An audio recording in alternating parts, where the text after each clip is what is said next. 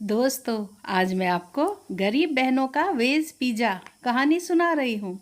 गरीब सुनीता की दो बेटियाँ थीं, चिंकी और पिंकी। वो किराए के घर में रहती थी। सुनीता का जीवन तो तभी बर्बाद हो गया था जब उसे पता चला कि उसके पति ने दूसरी शादी कर ली थी और उसके दो बच्चे भी थे।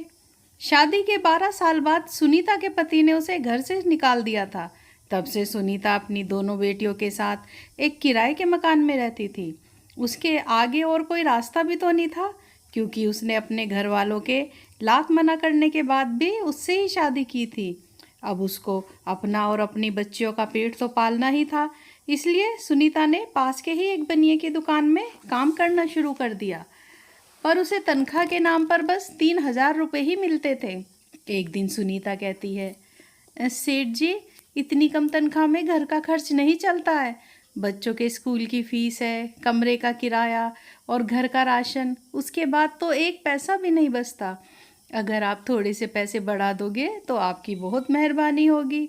सेठ कहता है, अरे मैं तुमसे मसाले थोड़ा ही ना पिसवा रहा हूँ यहाँ पर, बस थोड़ी सी साफ़ सफाई और फिर बैठकर दाल चावल ही तो साफ़ करने होते हैं। देख, मैं इससे ज़्यादा पैसे नहीं दे सकता। अगर तुमको जमता है तो ठीक है, नहीं तो कहीं और देख लो।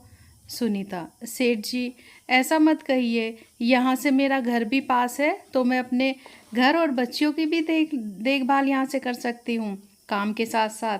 अगर कहीं दूर जाके काम करूँगी तो घर और बच्चों को कैसे देख पाऊँगी। सेठ, तभी तो कह रहा हूँ, जितना भी मिल रहा है ना उतने में ही खुश रहना सीखो। फिर सुनीता चुपचाप अपने घर आ गई। ऐसे ही दिन बीतते रहे। एक दिन पिंकी कहती है, माँ, स्कूल में सारे बच्चे हमें चिढ़ाते हैं और हमारा मजाक उड़ाते हैं। कोई भी बच्चा हमारे साथ खाना नहीं खाता। वो सब कहते हैं कि इनके लंच बॉक्स में तो बस रोटी ही रहती है, वो भी अचार के साथ। वो सारे हमें गरीब गरीब कह के चिढ़ाते हैं।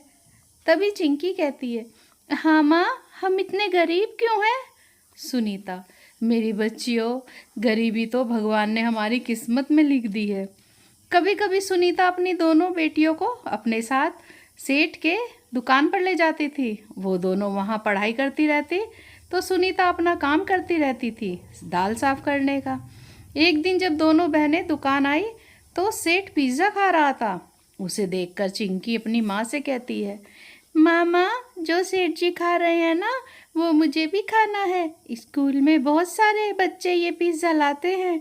सुनीता कहती है, बेटा, ये बहुत महंगा आता है और मेरी इतनी हैसियत नहीं कि मैं तुम्हें पिज़्ज़ा खिला सकूं।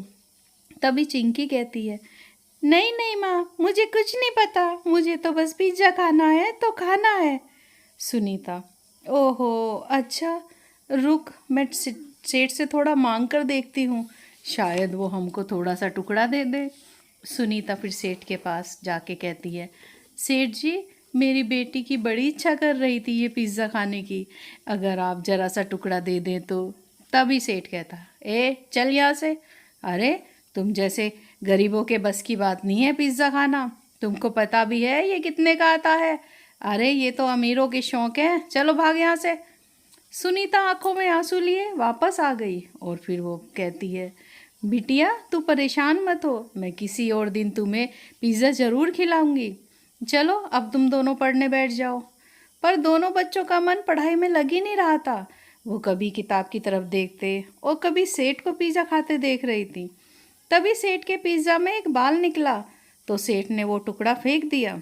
तो पिंकी ने जल्दी से सबकी नज़र बचा के उस टुकड़े को अपने टिफ़िन में रख लिया और घर आकर उसे तवे पे गरम करने लगी।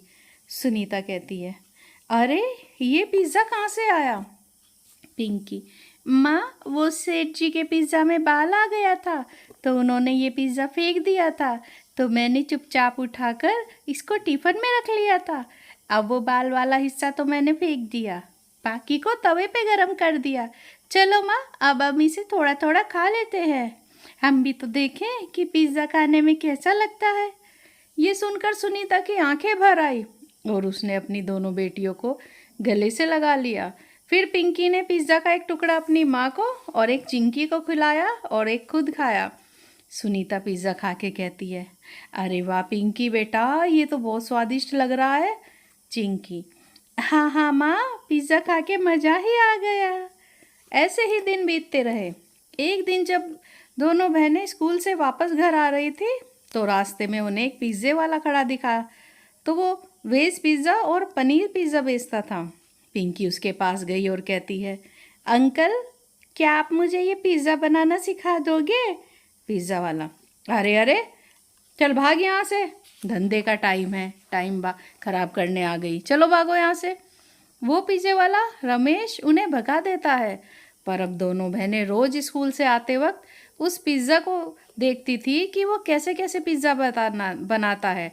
फिर एक दिन वो बाजार गई और वहाँ से फेंकी गई सब्जियों में से कुछ जो कम खराब थी उन सब्जियों को उठा के ले आई। और जब उनकी माँ दुकान पर थी तो वे आटा गूंथकर उनकी रोटियां बनाती है। पहली 2-3 रोटी तो उनकी जल ही गई, पर 5वीं बार में उसकी रोटी अच्छी बन गई। फिर वो लाई सब्जियों को छोटा छोटा काट कर उस रोटी पर फैला देती है। अब उनका पिज़्ज़ा तैयार हो गया था। उन्होंने उसे खाया और उन्हें बहुत स्वादिष्ट लगा। पिंकी कहती है, देखा चिंकी, हमें तो पिज़्ज़ा बनाना अब आ ही गया। एक और पिज़्ज़ा माँ के लिए बना के रख देते हैं। आज दोनों बहनों ने जी भर के पिज़्ज़ा खाया था। तभी सेठ की दुकान में काम करने वाला हरिया भागा भागा उनके घर आता है। हरिया कहता है, अरे बच्चों जल्दी चलो, तुम्हारी माँ की तबीयत ठीक नहीं है। पिंकी, क्या क्या हुआ है माँ को? हरिया, अरे वो अचानक चक्कर खाकर गिर गई हैं। तभी वो सब सुनीता को लेकर हॉस्पिटल गए, जहाँ डॉक्टर ने उनका चेकअप करके बताया, देखिए इनका बीपी हाई हो गया है और इन्हें कुछ दिनों तक बेड रेस्ट करना होगा, तभी ये जल्दी ठीक होंगी। पिंकी कहती है, माँ, अब से आप काम नहीं करने जाओगी, अब से आप बस आराम करोगी।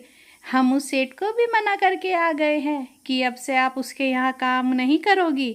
तभी सुनीता, अरे मेरे बच्चों, अगर मैं काम नहीं करूँगी तो हम सब खाएंगे क्या? तभी चिंकी, माँ, हम हैं ना, हम करेंगे अब काम, आप आराम करो बस। फिर घर में रखे कुछ पैसों से वो दोनों पिज़्ज़ा बनाने का सामान लाई और एक सड़क के किनारे बोरी बिछाकर वहाँ पर बैठकर पिज़्ज़ा बेचने लगी। ठेला खरीदने के तो उनके पास अभी पैसे नहीं थे। फिर दोनों बहनें आवाज़ लगा लगा कर लोगों को बुलाने लगी, आइए आइए, टेस्टी पिज़्ज़ा खाइए, सबसे सस्ता सबसे अच्छा हमारा पिज़्ज़ा, सिर्फ 25 रुपये में वेज पिज़्ज़ा, आइए आइए। 25 रुपये में पिज़्ज़ा सुनकर कुछ लोग उनकी दुकान वहाँ पर आए और पिज़्ज़ा खरीद कर खाते हैं। आज पहले ही दिन दोनों की अच्छी कमाई हो गई थी। तभी एक महिला भी उनके पास आई और वो कहती है, अरे सुनो, एक पिज़्ज़ा मुझे भी दे दो। वो महिला, अरे वाह, पिज़्ज़ा खाने के बाद, अरे वाह बच्चों, सच में वेज पिज़्ज़ा तो बहुत ही टेस्टी है। ऐसा करो, 3 पिज़्ज़ा मेरे घर के लिए पैक कर दो। अब उनका बना वेज पिज़्ज़ा लोगों को बहुत पसंद आ रहा था। अब उनकी कमाई ज़्यादा होने लगी थी। पर वो दूसरा पिज़्ज़ा वाला रमेश उन पर बहुत भड़क रहा था।